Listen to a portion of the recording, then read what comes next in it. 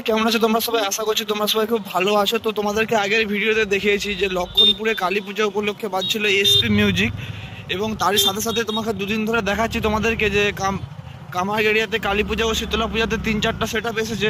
তো আজকে তোমাদেরকে দেখাবো, আজকে কালী পূজার দিন। তো আজকে গ্রাউন্ডে চলে এসেছে রাধে রাধে মিউজিক।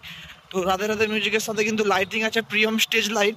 তো দুটোর কম্বিনেশনে কীরকম কি ডিজে সেট আপ যেটা সাজিয়েছে, সেই সেট আপটা কীরকম লাগছে দেখতে, এবং সেট আপের কোয়ালিটি কীরকম বা সেট আপটা কীরকম বাজছে।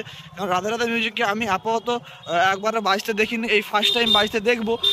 তো দেখা যাক কী হয়, সেরকম দেখতে পাইনি। লোকেরা খুব হাইপ ক্রিয়েট করে রেখেছে, জাস্ট বলছে ঘাটালের সব থেকে দামি মেশিন দিয়ে বাজাচ্ছে। তো দামি মেশিন তো অবশ্যই জাইফার আছে, কিন্তু মেশিন দেখলে তো হবে না, তার বেসের কোয়ালিটি বলো বা সে জাইফারের তুলনায় যে 1 লাখ টাকা মেশিন ইউজ করছে, সেই 1 লাখ টাকার মতো কি সত্যিই বেস হচ্ছে, নাকি 40-50 হাজার টাকা যে CA20 মেশিন আছে তার থেকেও সেরকম বেস হচ্ছে, সেটা তো দেখতে হবে না। তো সেই জন্য দেখার জন্য চলে এসেছি। তো